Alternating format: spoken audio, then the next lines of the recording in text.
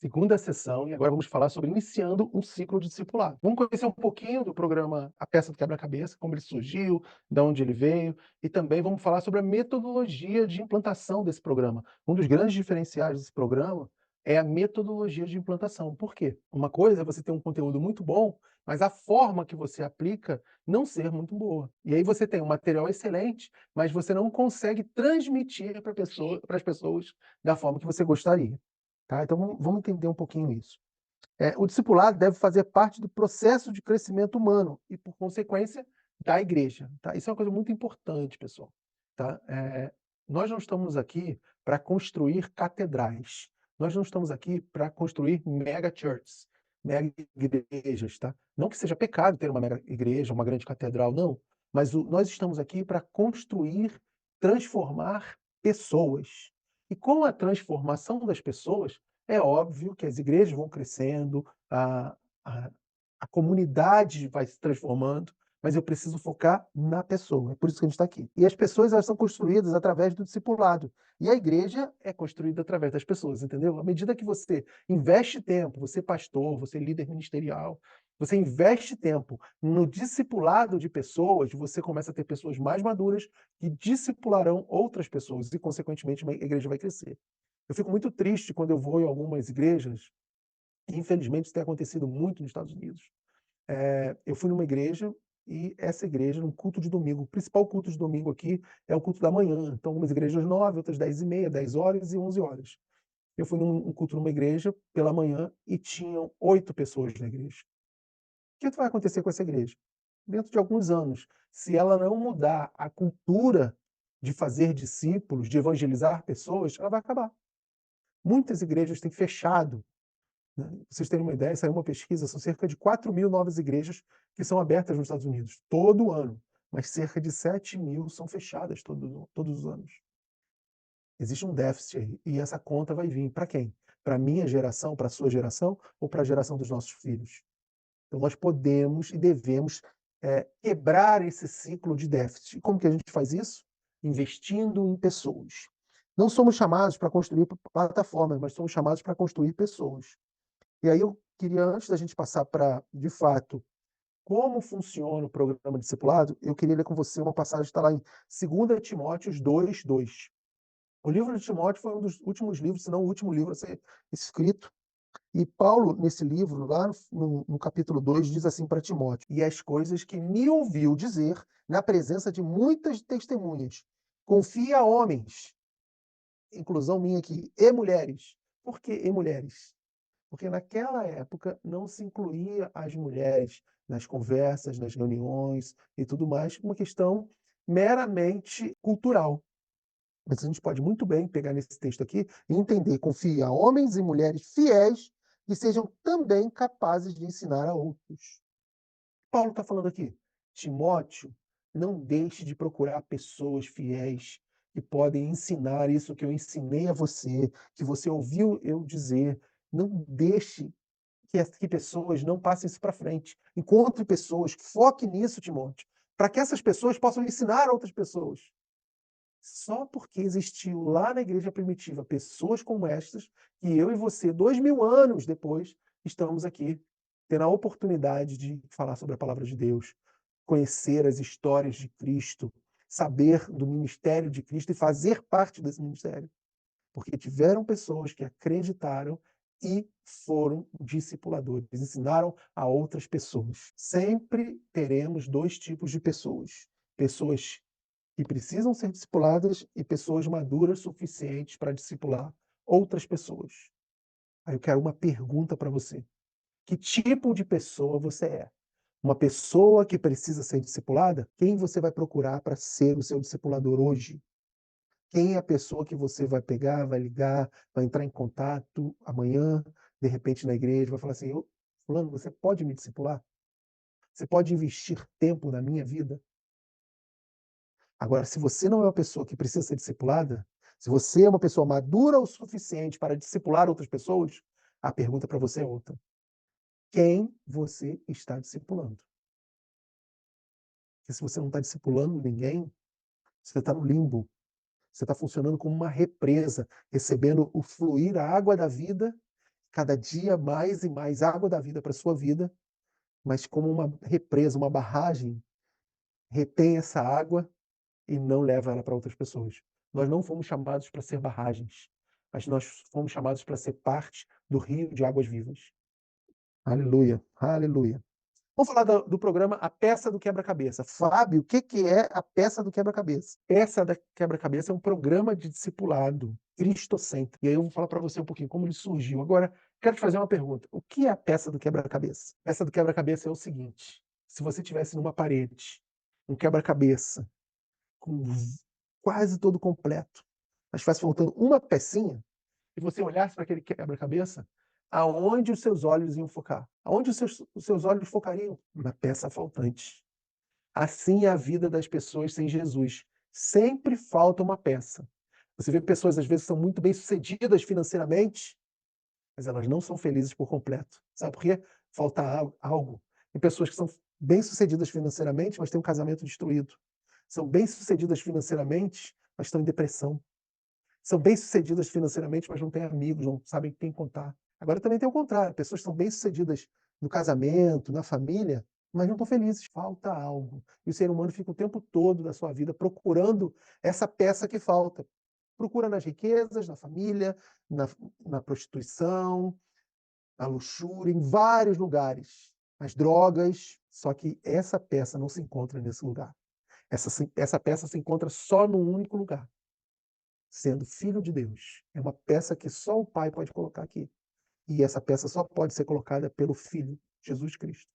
Amém? Aleluia. Vou falar para você um pouquinho do que é esse programa, tá? O programa Peça do Quebra-Cabeça, o nome original dele é The Puzzle Piece, é um despertar para a grande comissão, para a igreja, a respeito da ordenança bíblica de ir e fazer discípulos de forma ativa e intencional. Eu tive muitas igrejas no Brasil, ajudando, auxiliando pastores, e a grande maioria delas não tinha discipulado. Aí você vai falar assim para mim, minha igreja tem uma classe dominical que a gente discipula pessoas. Ok, quantas pessoas são discipuladas nessa classe? Muitas igrejas tinham essa classe, mas cancelaram a classe, sabe por quê? A classe ficava vazia. Agora, para eu ter uma classe discipulada, eu tenho que ter uma classe de evangelismo. Eu tenho que ter pessoas sendo evangelizadas, recebidas na igreja para serem discipuladas. E aí que está a questão. Mas eu não estou falando de uma classe que você senta domingo de manhã para ouvir uma palavra e depois vai embora. Não, eu estou falando de um discipulado ativo e intencional, aonde você investe tempo na vida de uma pessoa. E eu estou falando para que isso, não que você não possa fazer numa classe. Você pode até aplicar esse programa numa classe. Mas o ideal é que você aplique de forma que haja relacionamento. Deus, nosso Deus é um Deus de relacionamento. Ele vinha no jardim do Éden todos os dias, na viração do dia, para ter relacionamento com Adão, porque ele gosta de relacionamento, ele nos criou para que nós nos relacionássemos com ele. É um programa de discipulado cristocêntrico, como eu falei várias vezes aqui. E é um programa de discipulado com a metodologia focada no resgate da obediência exclusiva à palavra de Deus. Uma grande preocupação que eu tive ao escrever esse programa foi embasamento bíblico. Tá? Você vai ver durante todo esse programa que ele não é um programa do que o Fábio acha, mas é um programa do que a palavra de Deus diz. E ser um discípulo de Jesus é justamente isso, ensinar aos outros aquilo que ele nos ensinou.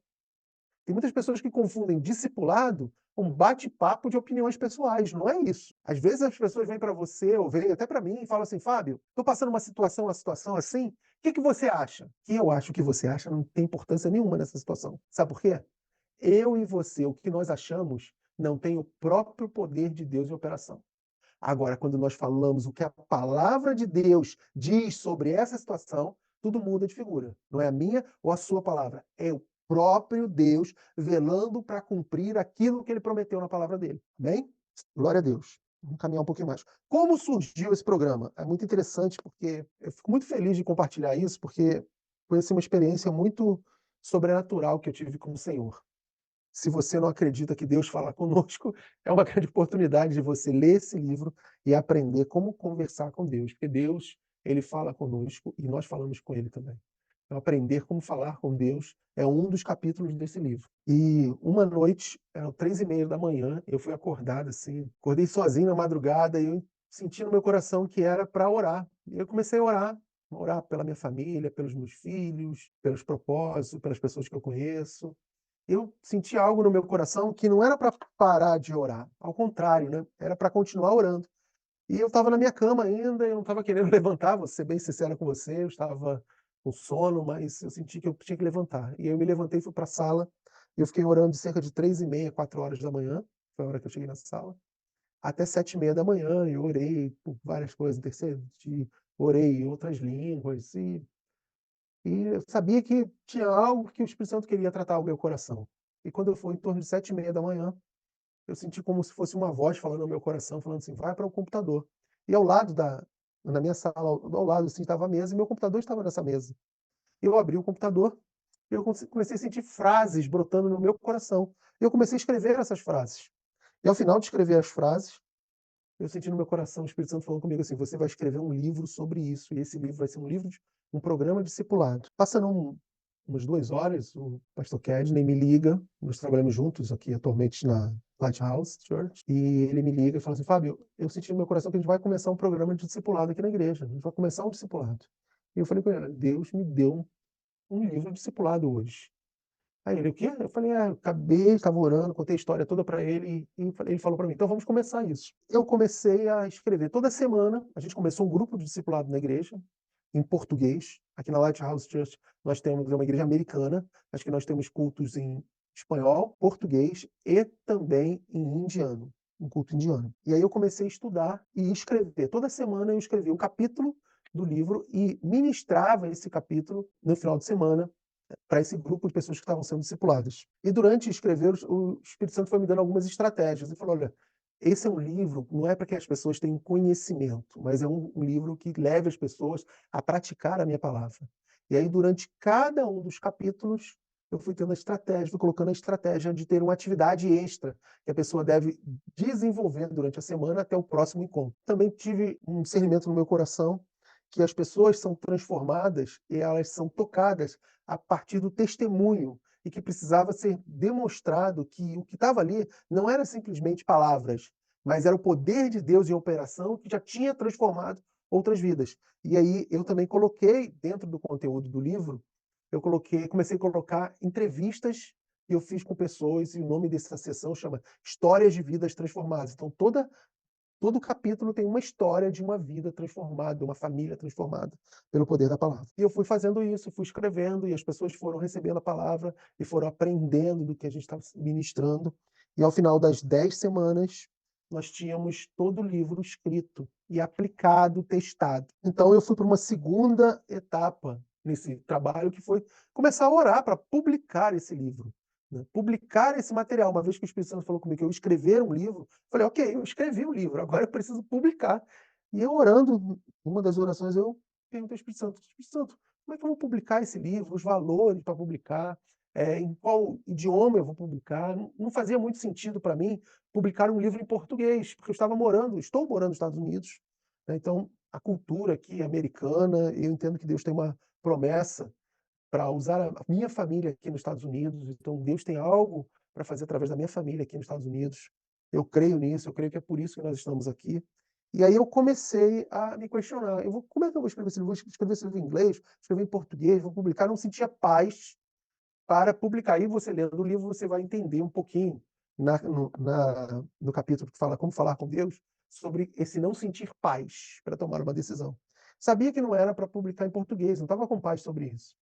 E aí, muito na contramão do que eu pensava que ia publicar em inglês, eu senti o Espírito Santo falando no meu coração: "Não, você vai publicar em espanhol".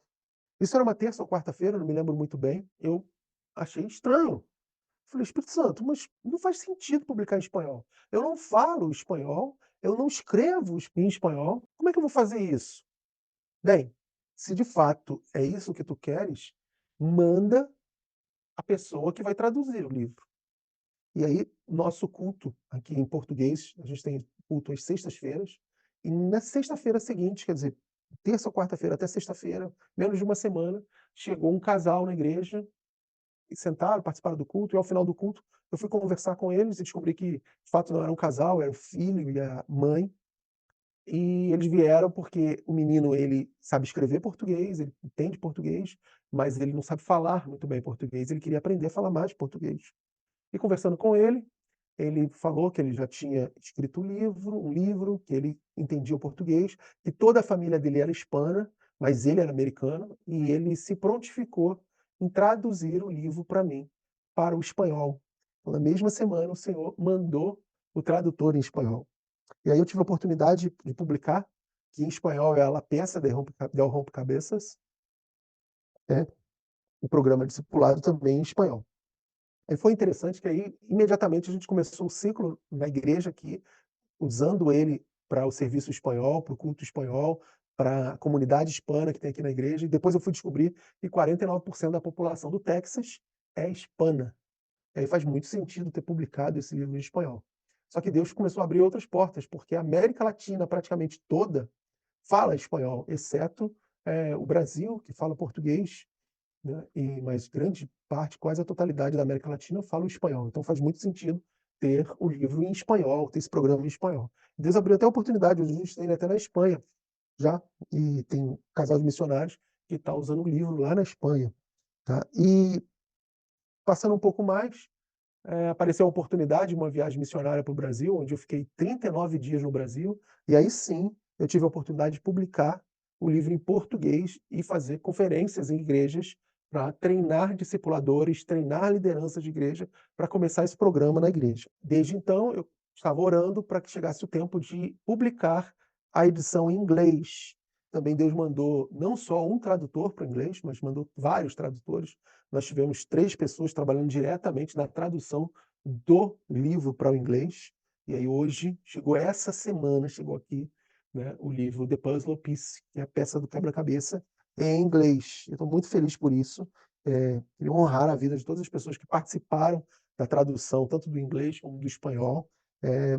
Eu sei que foi uma semente plantada direto no trono de Deus, e eu dou glória a Deus pela vida de cada uma dessas pessoas. Quem se destina a esse programa, tá? Por que eu fui entendendo nesse processo e eu entendi para quem que é esse programa? Então, primeiro, uma pessoa que se converte. Eu tenho visto, inclusive, o programa sendo utilizado como ferramenta de evangelismo, porque já na primeira lição eu já falo sobre arrependimento. A primeira lição é arrependimento. Então, já na primeira lição, a pessoa já tem a oportunidade de entender o que é ter o Senhor, Jesus como Senhor e Salvador da nossa vida, né? Então, para esse novo convertido e até para a pessoa que ainda não é convertida. Mas eu tenho percebido nesses meus anos lidando com igrejas, pastores, auxiliando pastores, eu tenho percebido alguns tipos de cristãos que existem na atualidade, né? Um deles é o cristão raso espiritualmente. Pessoas que estão anos na igreja, décadas na igreja, mas que o conhecimento de Bíblia é muito raso. Eu não estou falando de conhecimento de Bíblia, de versículo, que está na Bíblia ou não está. Mas eu estou falando de conhecimento de Bíblia aplicado à sua vida. Quando vêm os desafios, quando vêm as dificuldades do dia a dia, e aí você sabe, pela tomada de decisão, o quão espiritual aquela pessoa é. Se a tomada de decisão dela é espiritual ou carnal. A gente consegue entender muito desses cristãos rasos, espiritualmente falando. E junto com esse cristão raso, também tem o cristão carnal, que é aquele cristão que, além de ser raso espiritualmente, ele vive uma vida carnal. Ele aceitou Jesus como Senhor e Salvador, ele até vem à igreja, muitos domingos, às vezes falta por um motivo ou outro, mas a vida dele é cheia de carnalidade. Ele não mudou a sua maneira de falar, ele ainda continua tendo palavras torpes na sua vida, ele não mudou as suas atitudes, as suas decisões são baseadas no seu interesse próprio e não no que a palavra de Deus diz. Um outro grupo de cristãos que eu percebo que tem crescido muito, infelizmente, é o desigrejado, né? O desigrejado é aquele cristão que ele até lê a Bíblia, ele acredita que ele tem um relacionamento com Deus, e de fato nós não dependemos de uma igreja para ter relacionamento com Deus, porque ele habita em nós. O desigrejado, ele começa a pegar a palavra de Deus e lidar com a palavra de Deus ao seu bel prazer. Ele começa a abrir concessões à palavra de Deus. Por quê? Porque agora ele é o seu próprio pastor. Então, ele acredita que sozinho, ele, Deus, ele pode resolver a vida dele. E, infelizmente, isso tem sido uma porta muito grande para que pessoas se afastem do evangelho, para que pessoas criem um abismo entre eles e Deus, e entre eles é a salvação também. Esse livro pode trazer luz para esse grupo de pessoas e entender o que a palavra de Deus diz e como ter um relacionamento de acordo com a palavra de Deus. O cristão represa, que eu já falei aqui durante o primeiro bloco dessa conferência, é aquele cristão que o foco dele é a vida dele, então tudo que ele recebe de Deus serve para a vida dele, mas ele não leva aquilo adiante. E também para o cristão que quer fazer parte da grande comissão, eu e você. Esse livro também vai abençoar a sua e a minha vida no momento que eu e você passamos a ser discipuladores e utilizamos isso como uma ferramenta de discipular. Como funciona esse programa? Então, eu vou passar para vocês agora um pouco da metodologia que está por trás desse programa de discipulado. Ele é um material que foi feito para que você possa completar todo o processo de discipulado em 10 semanas. Cada capítulo é uma semana. Tá? Você pode ler esse livro aqui em 3 dias, mas não é o objetivo, porque senão vai ser conhecimento. Agora, se você ler e aplicar cada capítulo por semana, em 10 semanas você transformou muitas coisas na sua vida. A ideia desse programa de discipulado não é ler o livro com o teu discípulo, mas é discutir questões que o teu discípulo já leu no livro antes da reunião. Então, para ser bem prático, como que eu faço? Eu convido algumas pessoas para fazer parte de uma reunião introdutória. Nessa reunião introdutória, eu apresento o programa discipulado, como vai funcionar e qual é o compromisso dessas pessoas. As pessoas que aceitam fazer parte do programa discipulado, aí elas nas próximas 10 semanas, nós vamos nos reunir uma vez por semana para conversar sobre cada um dos capítulos. A ideia é que cada discípulo ele tem o seu próprio livro, porque dentro do livro tem um programa de exercício. É importante que cada discípulo tenha o seu próprio livro. E é interessante porque esse é um livro missionário. Cada livro que ele é vendido, outro livro é enviado para missões. Então a gente tem esse livro espalhando pelo mundo porque tem pessoas investindo no livro. A cada semana o teu discípulo ele lê anteriormente o capítulo, chega para a reunião e vocês vão discutir o que vocês leram. Eu vou falar um pouco mais à frente dos modelos de como implementar isso em discipulado 1 a 1, pequenos grupos ou até em classes. Outro ponto importante é que em cada semana o discípulo deve se comprometer com a atividade extra da lição. Isso tem que ficar muito claro. Se o discípulo não faz atividade extra, você precisa parar o discipulado. Você precisa chegar para ele e falar: olha só, a gente não vai ter reunião hoje, você vai fazer a tua atividade extra, a gente pode até fazer junto aqui, se for possível, mas a gente só vai ter a reunião daqui a uma semana. Porque ele precisa ter esse compromisso com a atividade extra. Eu vi uma pesquisa falando sobre o relacionamento com a palavra de Deus e o sucesso na vida do cristão. Essa pesquisa falava que as pessoas que leem a Bíblia 1, 2, até 3 vezes por semana, a transformação da vida dela e o sucesso que ela passa a ter na sua vida com a prática da palavra é muito baixo, praticamente zero. Mas as pessoas que se dedicam a ter um relacionamento com a palavra de Deus, a partir de 4 vezes na mesma semana, sendo bem claro, a vida dela passa a ter uma transformação profunda e ela começa a experimentar melhor a palavra de Deus. Então, o objetivo da atividade extra é começar a levar esse discípulo a esse relacionamento com a palavra de Deus. Amém? E outro ponto importante é que existe também dentro do livro, no final do livro, existe uma agenda de oração, aonde durante toda a semana você e as pessoas que estão participando do discipulado devem se comprometer com as orações registradas ali e também de registrar as respostas de oração. Cada reunião deve durar entre 1 hora e 1 hora e meia no máximo. Não é um encontro social, não é uma reunião para bater papo, não. É uma reunião para conversar especificamente da palavra de Deus, dos tópicos da lição e, se porventura, o discípulo precisar de algum aconselhamento sobre alguma questão que ele está vivendo na vida dele, e você pode aconselhá-lo à luz da palavra de Deus, ok também. O mais importante é quanto tempo você precisa para permitir que o Espírito Santo opere a transformação na vida do discípulo e também na sua vida. Então é muito importante isso, você está sensível ao Espírito Santo de Deus para que ele ministre na sua vida e através da sua vida durante esse encontro. Agora eu vou falar um pouquinho das 10 lições desse livro. Quais são os 10 capítulos, o que vai acontecer durante esses 10 encontros. O livro ele foi dividido em 3 partes. A primeira parte é conhecendo Deus e a sua essência. Eu entendo que nesses primeiros 4 capítulos, nós estamos estabelecendo o alicerce da fé cristã. A partir daí, a partir do 5º capítulo, a gente entra na segunda etapa desse livro, na segunda parte, que é o processo de transformação. Quais são as ferramentas e como o Espírito Santo opera para que a vida do discípulo seja transformada. E depois, os 2 últimos capítulos, a gente entra na terceira parte desse livro, que é se tornando um discipulador. Como que essa pessoa vai estar pronta para discipular outras pessoas? Algumas vezes eu já fui questionado por pastores, Fábio, mas 10 semanas para uma pessoa estar pronta para discipular outra? Será que em 10 semanas é possível? O que a gente tem percebido é que na maioria das vezes sim. Não quer dizer que a pessoa está perfeita, ela está completa, até porque eu e você não estamos perfeitos e completos. A Bíblia diz que esquecendo das coisas que para trás ficam, prossigo para o alvo. Essa é uma palavra de Paulo, né. Nós não estamos perfeitos, mas a gente faz o quê? Esquece do que ficou para trás, aprende e prossegue para o alvo.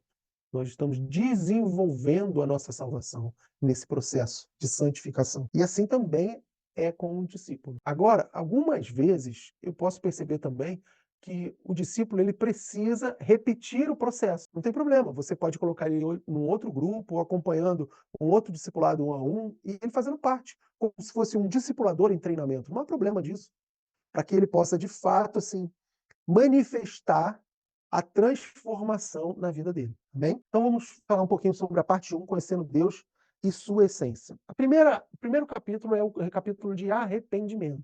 Nesse capítulo eu falo sobre, de fato, né, que somos pecadores, o que é ser pecador. Eu falo também da necessidade de salvação, falo pelos pilares que evidenciam o arrependimento. Uma vida transformada, ela precisa ser uma vida que muda de direção.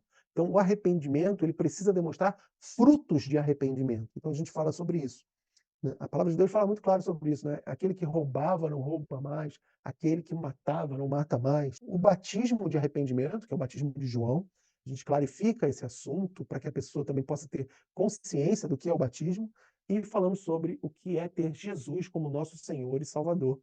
Foi uma atividade extra, ele tem a confissão, tá? Ele tem a oportunidade de fazer a confissão e também escrever uma carta fúnebre para o seu velho homem, né, das coisas que ele gostaria de abrir mão, que ele entende. Então é uma atividade assim que tem tocado muitas pessoas, que têm dado testemunho, que choraram muito, que Deus foi revelando muitas coisas que eles precisavam mudar de direção na vida deles. O capítulo 2 é a existência de Deus. Nesse capítulo, eu confronto o que garante a existência de Deus, né? Por que nós cremos em Deus? A gente entende o processo de criação lá no Jardim do Éden, e a gente entende também o caráter de Deus, que tipo de Deus nós servimos. E a gente começa a entender adjetivos do caráter de Deus. Isso também, essa lição também é bem transformadora, porque você começa a desmistificar visões equivocadas sobre o caráter de Deus. Tá? O nosso Deus não é um Deus coercitivo, ele não é um Deus punidor, ele é um Deus de amor, ele é um Deus justo, ele é um Deus fiel. Então a gente fala sobre isso. O capítulo 3, a gente fala sobre desenvolvendo uma mentalidade de filho. Esse capítulo também é muito marcante, porque ele fala sobre sermos filhos de Deus. O que é ser um filho de Deus? No momento que você aceita Jesus como Senhor e Salvador, o Espírito Santo vem habitar dentro de você e você se torna filho de Deus. Tá? Muitas pessoas elas não têm uma referência paterna para entender o que é um pai. E mesmo que tenha uma excelente referência paterna, jamais vai conseguir entender a paternidade de Deus baseado na paternidade dos nossos pais terrenos. A gente entende também o que é ser irmão e co-herdeiro de Cristo. Quais são as promessas que são garantidas na palavra de Deus e as responsabilidades de sermos irmãos de Cristo e co-herdeiros com Cristo. E a gente fala sobre graça. A graça ela é para os filhos de Deus. E a graça é algo que está disponível para você que é filho, e ela precisa se manifestar na nossa vida, mas para que ela se manifeste, nós precisamos entender e recebê-la. No capítulo 4, eu falo sobre a palavra de Deus é a verdade. Confronto o que de fato é verdade. Será que nós estamos nos baseando sobre a verdade do mundo ou é a verdade de Deus? O que é o nosso diapasão para definir o que é certo e o que é errado? Será que nós estamos vivendo baseado nas descobertas da ciência ou no que a palavra de Deus promete? Porque quando é a palavra de Deus, uma promessa da palavra de Deus, a própria palavra de Deus fala que Deus vela para cumprir a sua palavra. Agora, se eu estou vivendo a verdade do mundo, eu vou precisar que o mundo se responsabilize por isso. E a gente sabe que até a ciência é muito falha. Se você perguntar há 3 séculos atrás se era possível uma estrutura de ferro com não sei quantas toneladas voar, as pessoas falariam que é impossível. Mas, tempo depois, descobriram a lei da aerodinâmica. Então, tudo aquilo que era verdade para o mundo até aquele momento da descoberta da lei da aerodinâmica, agora já não é mais verdade. Próximo do século XV, as pessoas achavam que a Terra ainda era quadrada. Depois vamos descobrir que a Terra de fato é redonda. Como a palavra de Deus opera, a gente também fala sobre isso. A palavra de Deus é verdade? Sim. Como ela opera? como você opera em fé, o que é fé e como viver através dela. Então isso é um preâmbulo do que vai acontecer através do capítulo 4. Então agora a gente tem uma base. A gente tem arrependimento, a gente tem a existência de Deus, a gente tem mentalidade de filho e a gente tem a palavra de Deus e a fé operando. A gente tem um alicerce. Se a pessoa conseguir estabelecer um firme fundamento em cima desses pilares, graça, caráter de Deus, justiça de Deus, agora sim ela vai conseguir entrar num processo de transformação. A primeira coisa que precisa acontecer para entrar no processo de transformação, eu crer que isso que eu quero mudar é uma verdade melhor do que a verdade do que eu estou vivendo hoje. A pessoa precisa, de fato, crer na palavra de Deus, tudo isso que a gente falou. Na parte 2 do livro, a gente entra no capítulo 5, falando sobre desenvolver um relacionamento com Deus. Essa lição é fundamental e é maravilhosa, no sentido de você começar a entender como falar com Deus, os tipos de oração, como eu faço uma oração com Deus, mas mais de como falar com Deus, como Deus fala conosco. Existem muitos enganos no mundo de hoje, como Deus fala conosco. E aí, nesse capítulo, eu falo bastante sobre Deus falar conosco através da palavra, desmistifico como Deus fala conosco através dos profetas e profecias, desmistifico o nosso discernimento interior de quando o Espírito Santo está falando com você, e também falo um pouco sobre jejum, que é uma maneira de afinar os nossos ouvidos espirituais para poder ouvir melhor a palavra de Deus. Esse livro ele tem vários tips, que são dicasinhas que eu coloquei em várias páginas. E nesse capítulo tem uma muito interessante, que é assim: Deus não está falando ou você não está ouvindo? É um bom questionamento para refletirmos agora, né? Será que Deus não está falando ou você não está ouvindo? Capítulo 6, ele fala sobre o Espírito Santo, a pessoa do Espírito Santo. A gente passa a entender o que é, de fato, essa terceira pessoa da Trindade, que é o Espírito Santo. Como que o poder do Espírito Santo opera na nossa vida, a transformação, e através da nossa vida. A gente fala sobre o processo de edificação, como você desenvolve o seu caráter cristão através da edificação pelo Espírito Santo. E a gente fala também sobre o batismo do Espírito Santo, um dos temas mais questionados e controversos. Nós vamos falar sobre como o Espírito Santo agia na igreja primitiva. Será que ele cessou no dia de hoje? Não. Ele continua operando em nós e através de nós. E a gente vai entender isso. E também a oração em outras línguas, que é uma maneira do nosso próprio Espírito interceder e orar por nós. E aí, no capítulo 7, eu falo sobre santidade. Quando você pega vários materiais sobre discipulado, normalmente você tem materiais que dizem o que você pode e o que você não pode fazer, o que você deve fazer, o que seria aceitável você fazer. Mas quando eu estava escrevendo, eles falaram comigo de forma diferente. Ele falou: ensine as pessoas a se aproximarem de Cristo. E quanto mais próximas elas estiverem de Cristo, mais próximas da santidade elas estarão. Porque Cristo é as vestes brancas. Ele vem buscar uma igreja de vestes brancas. Ele é o noivo que vem buscar a noiva. E eu oro para que ele nos encontre santos para a sua volta. Nesse capítulo sobre santidade, a gente entende o processo de santificação. Como acontece o processo de santificação na vida do cristão? Como isso acontece e como que o cristão passa por esse processo? A gente fala sobre o fruto do Espírito, é a manifestação do próprio Espírito Santo em nossa vida. E a gente fala do amor ao próximo. O amor ao próximo é como se fosse o pão de um sanduíche. Você pode ter o hambúrguer, você pode ter o queijo, você pode ter o ovo, você pode ter a salada, mas se você não colocar o pão, não é um sanduíche. Assim também é o cristão. Se não tiver o amor, não é cristão. Por quê? Porque Jesus é a própria expressão do amor. No capítulo 8, eu falo sobre o mundo espiritual.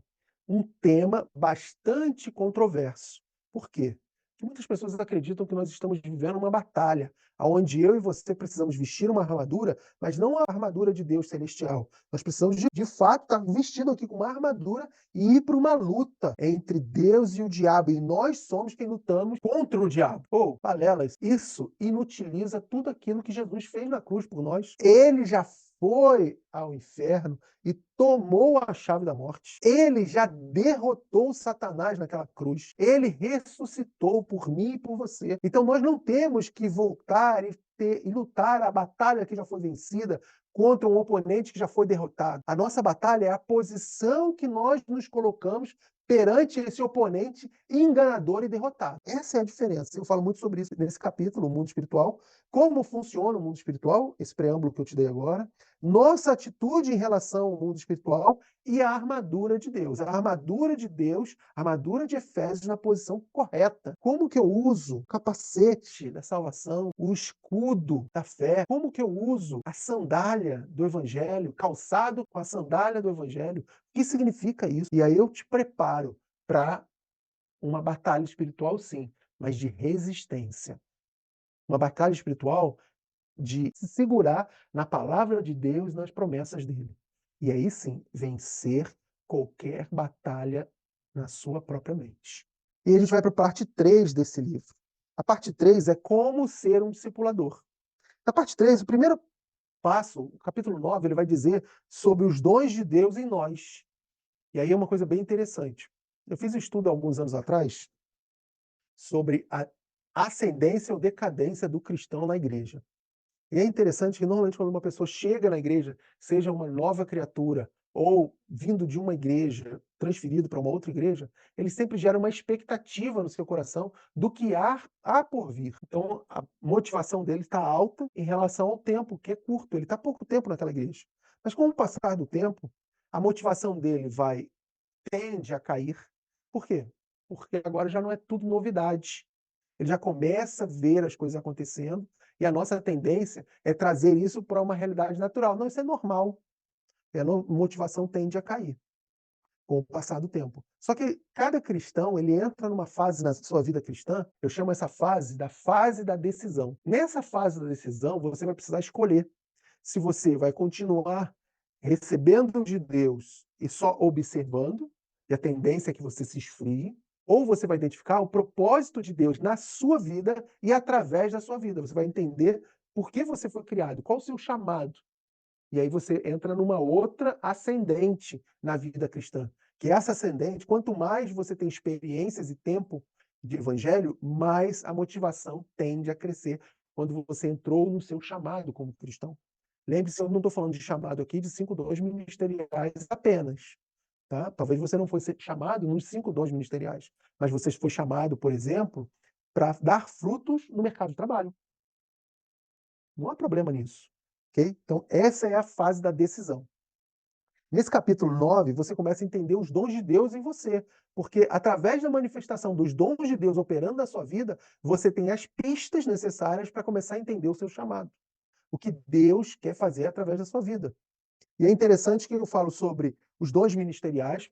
Pessoas são chamadas para o ministério, seja como evangelista, seja como um pastor, um apóstolo, um profeta. Né? Eu falo sobre um mestre, só para eu falar os 5, você depois vai falar, ele não falou os 5 dons ministeriais. Então, eu vou falar evangelista, pastor, apóstolo, mestre e profeta. Mas também existem os dons de serviço. Tá? O que são os dons de serviço? Eu falo sobre isso no livro. Como você manifesta a sua posição de servo. Deus depositou na vida de cada ser humano vários dons. E o nosso desafio é identificar esses dons e operar através desses dons. Os dons são ferramentas que Deus nos deu para que a gente faça aquilo que Ele espera que nós façamos, o nosso chamado. E tem também os dons de poder. Eu falo sobre a manifestação dos dons de poder aqui. Curas, profecias e vários outros dons de poder se manifestando. Tá?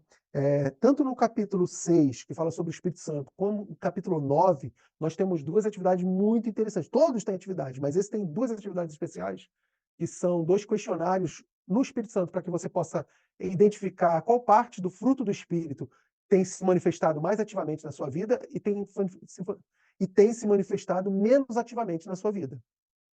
E na parte de dons, você também tem um questionário que ele faz um diagnóstico dos prováveis dons operando na sua vida, sejam ministeriais, sejam de serviços, ou sejam até de poder. Agora, olha só que interessante. No capítulo 3, agora a pessoa já sabe quais são os dons. Perdão, no capítulo 9, a pessoa já sabe quais são os dons de Deus operando na vida dela. Então, agora, entende-se que ela já está entrando numa possibilidade de fluir através do Espírito Santo, e aí vem a lição 10, que é fazendo discípulos. Você vai aprender como, de fato, agir com um discípulo. Como que é um discípulo? Isso é interessante porque quanto mais você tem uma vida cristã, mais tempo você está na igreja, mais você desassocia do mundo, mais você esquece do que é ser um discípulo. Então eu falo que do que acontece com um discípulo, uma pessoa nova na fé, uma pessoa que tem muito tempo de igreja, mas é rasa espiritualmente falando, uma pessoa carnal. Então eu falo sobre como lidar com o discípulo. E também falo sobre quais são as características necessárias que devem resplandecer num discipulador. E também sobre estratégias para discipular. Amém? Então, esse é um pouquinho do conteúdo do livro, para que você possa ter contato assim, de tudo que vai passar. Mas eu quero falar também que, além disso, a gente tem as sessões extras, que são as histórias de vida transformada, as atividades extras vão ter em cada uma das lições, e o registro de oração, que também permeia cada uma das lições.